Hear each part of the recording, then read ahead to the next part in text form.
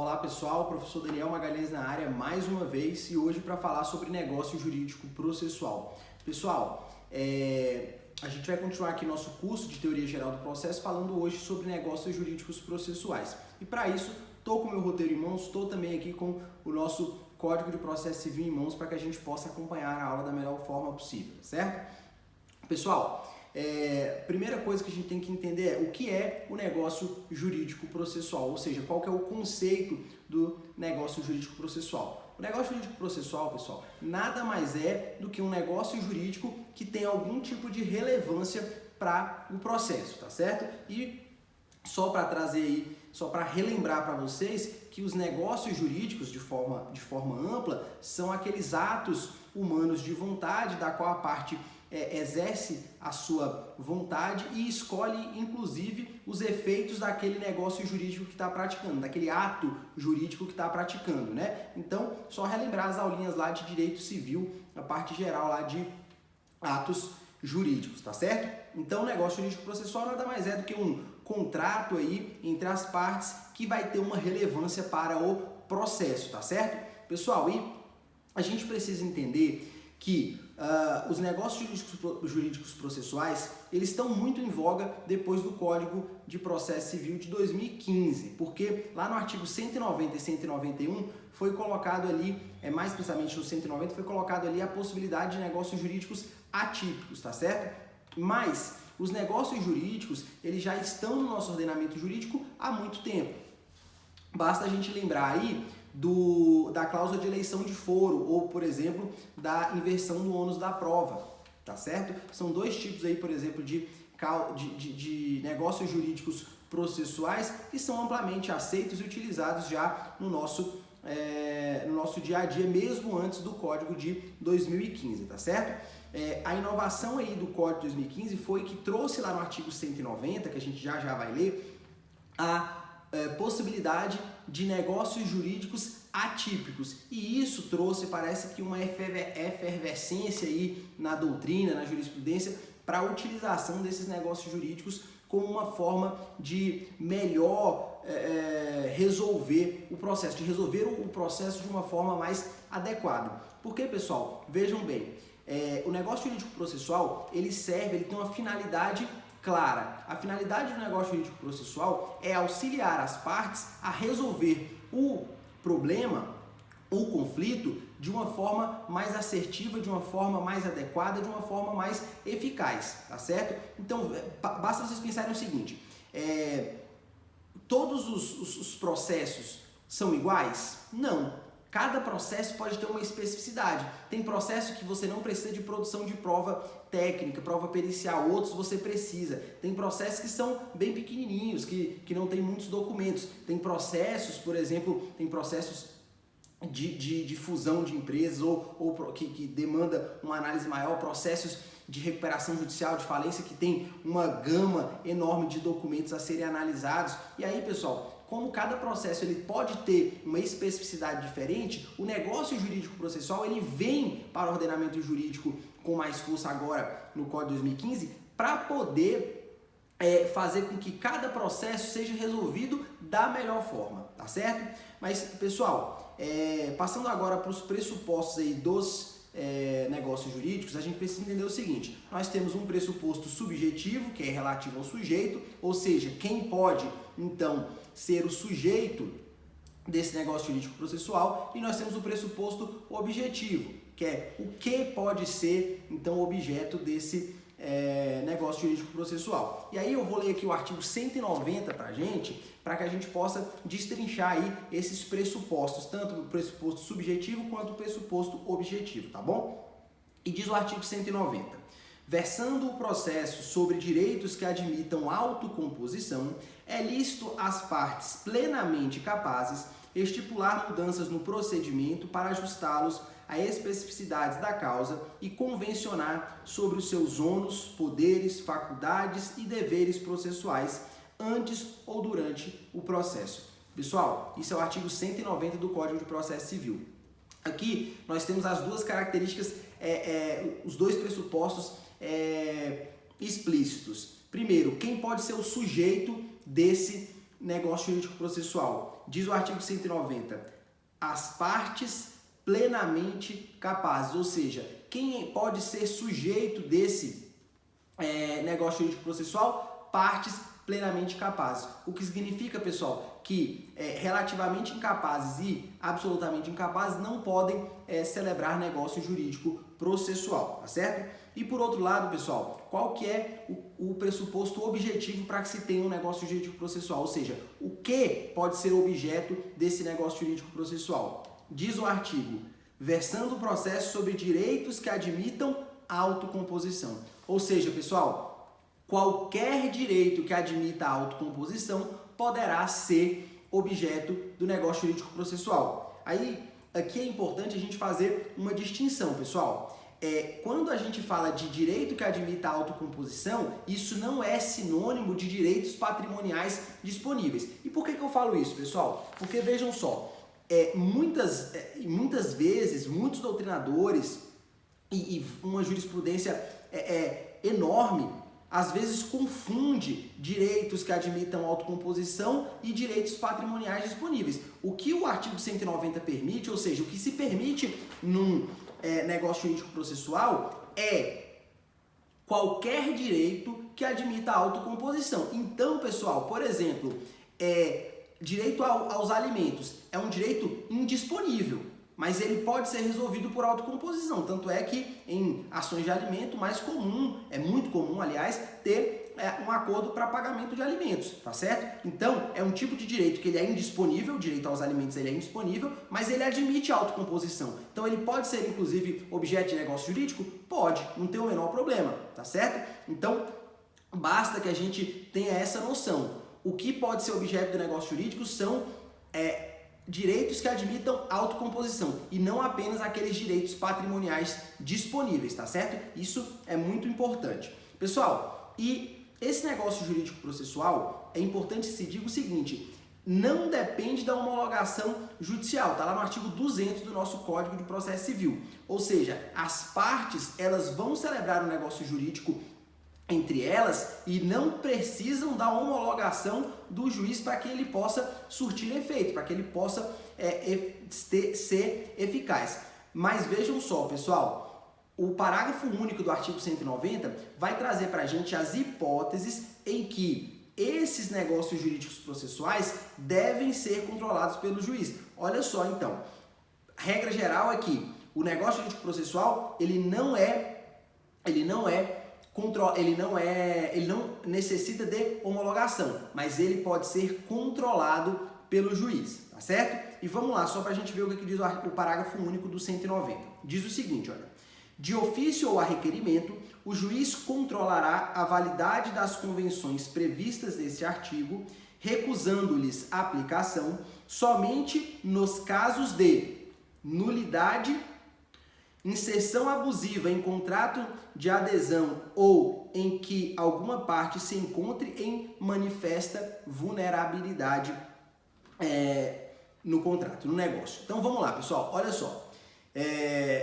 O código trouxe pra gente 3 hipóteses em que o juiz ele vai controlar o negócio jurídico. Então, vejam bem, o juiz ele vai controlar o negócio jurídico em relação à sua validade e eficácia, beleza? Então, o juiz vai avaliar se aquele negócio tem os requisitos para ser válido e eficaz. Tendo os requisitos, tendo os pressupostos, ele não tem como homologar e ele também não pode negar a atuação daquele negócio jurídico, ele não pode negar a eficácia daquele negócio jurídico. Ou seja, se eu tiver um agente capaz, se eu tiver uma pessoa plenamente capaz e o direito que admita a autocomposição, o juiz não pode negar a aplicação do negócio jurídico, tá certo? Agora, o juiz poderá então fazer o controle do negócio jurídico de que forma? Ele vai poder negar eficácia e validade ao negócio jurídico se houver um ato nulo, ou seja, imaginem vocês um negócio jurídico praticado por uma pessoa absolutamente incapaz. Ou, eventualmente, um negócio jurídico realizado por uma coação, por exemplo, tá? E aí, nisso o juiz poderá atuar, tá certo? Ainda, além dessa questão do ato nulo, do negócio jurídico nulo, ele também poderá atuar quando houver aí, então, uma abusividade num contrato de adesão. Então, basta a gente pensar o seguinte sentido: pode ter um contrato de adesão em que as partes, o consumidor, quando assumiu o ônus daquele contrato de adesão, tinha lá uma cláusula descrita que, em caso de ações judiciais, o consumidor seria o responsável por produzir toda a prova. Isso é possível, pessoal? Seria possível se não fosse uma relação de consumo num contrato de adesão.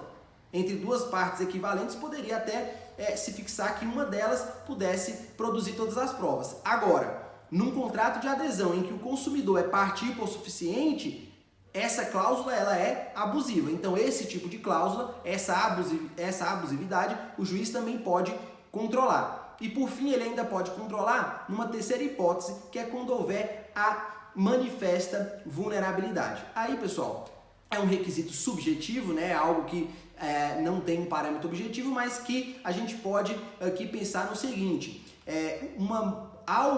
alguém que esteja em manifesta vulnerabilidade, a gente pode pensar, por exemplo, num idoso sem acompanhamento de advogado que faz um negócio jurídico processual que está ali prejudicando, tá certo? Essa manifesta vulnerabilidade decorre do Estatuto do Idoso, que diz que o idoso ele é uma pessoa mais vulnerável, tá certo? Então, essas três hipóteses em que o juiz pode fazer o controle: nulidade do negócio jurídico, abusividade de cláusula inserida em contrato de adesão e manifesta vulnerabilidade, beleza?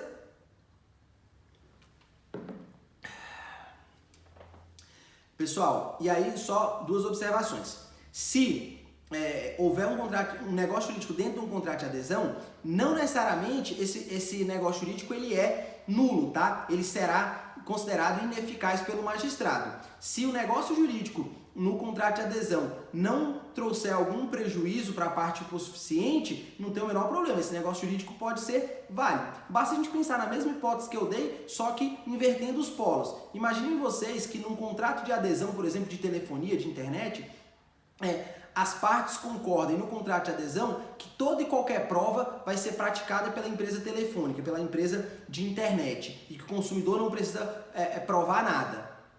Isso é um negócio jurídico processual que não traz nenhum prejuízo e que é plenamente válido. Foi feito por pessoas capazes, foi colocado num contrato de adesão, mas é um direito que admite autocomposição e que não é abusivo, tá certo? Então, é plenamente válido. E a outra observação que eu faço para vocês ainda, pessoal, é que se o negócio jurídico processual ele envolver alguma atividade do juiz, o juiz tem que participar desse negócio jurídico processual. E vamos dizer, o exemplo mais comum desse tipo de negócio jurídico processual em que precise da participação do juiz é o que está lá no artigo 191 do nosso Código de Processo Civil, que é o que a gente chama de calendarização processual. E a gente vai falar daqui a pouquinho deles, tá certo?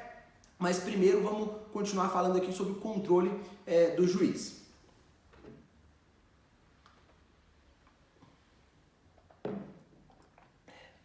Pessoal, quando o juiz controla a validade do ato, do negócio jurídico, melhor dizendo,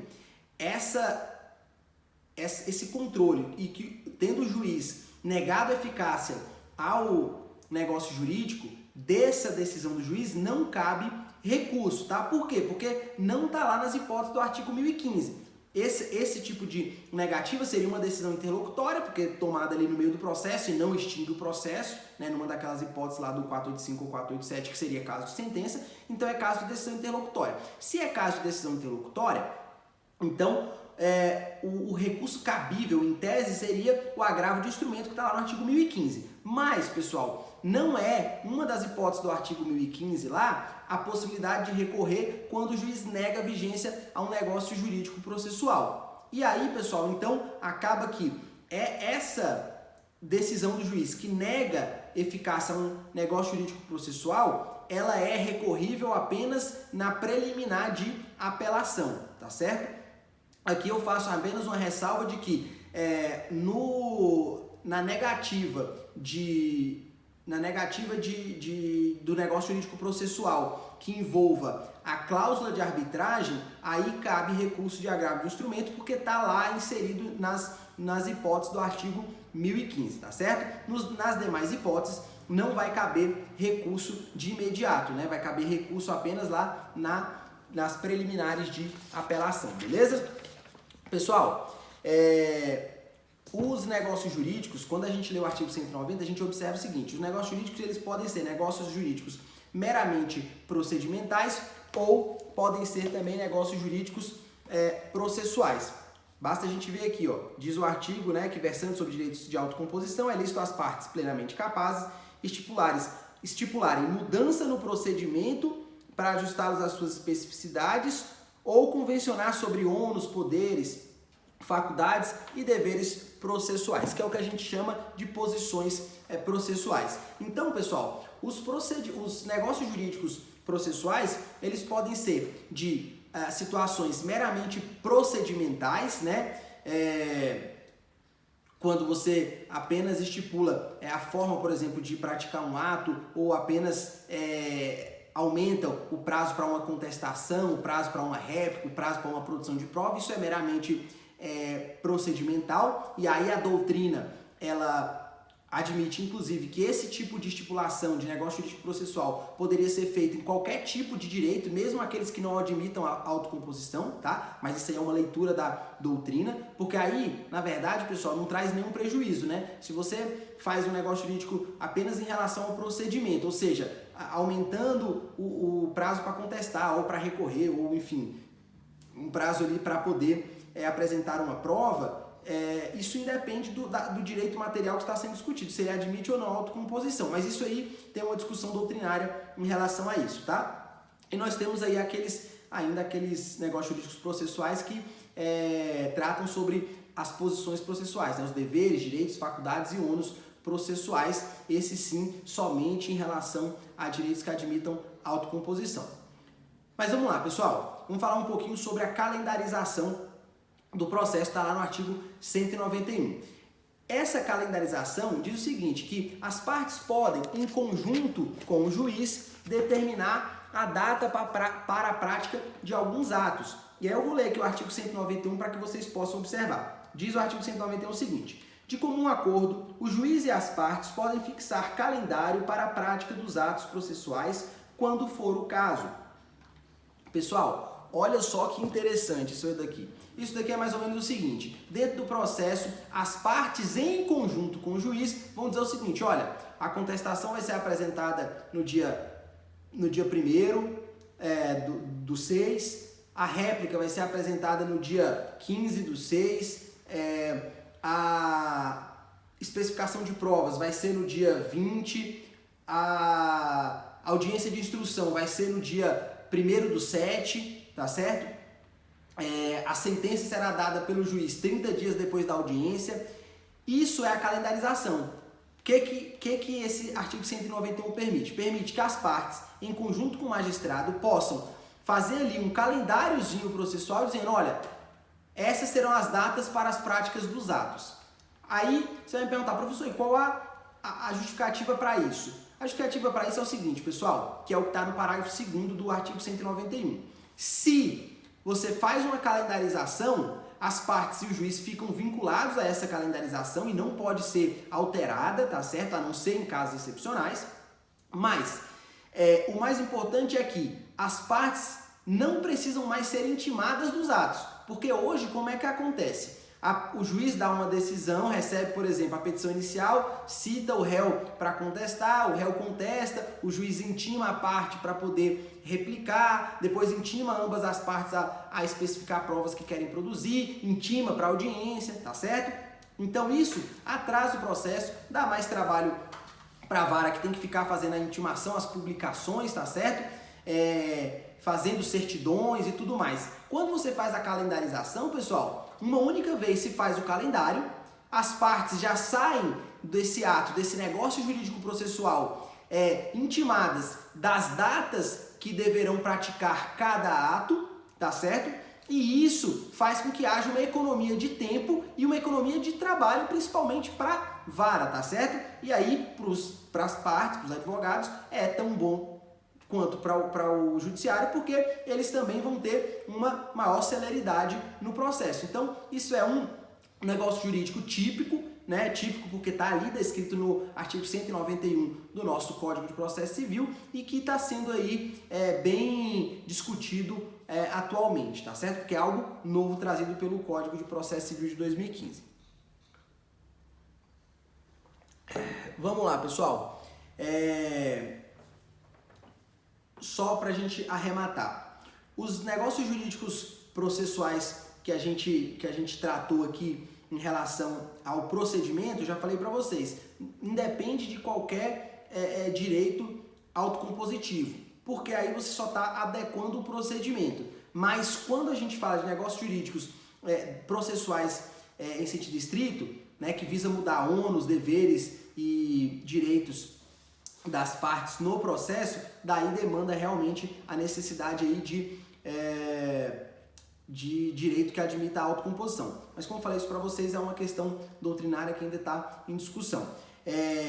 Pessoal, a gente terminou por aqui o nosso roteiro de negócio jurídico processual. A gente viu para que serve o negócio jurídico processual, qual o conceito, qual a sua finalidade e viu aqui como nós podemos utilizar tanto o negócio jurídico processual atípico quanto o negócio jurídico processual atípico lá do artigo 190, tá certo?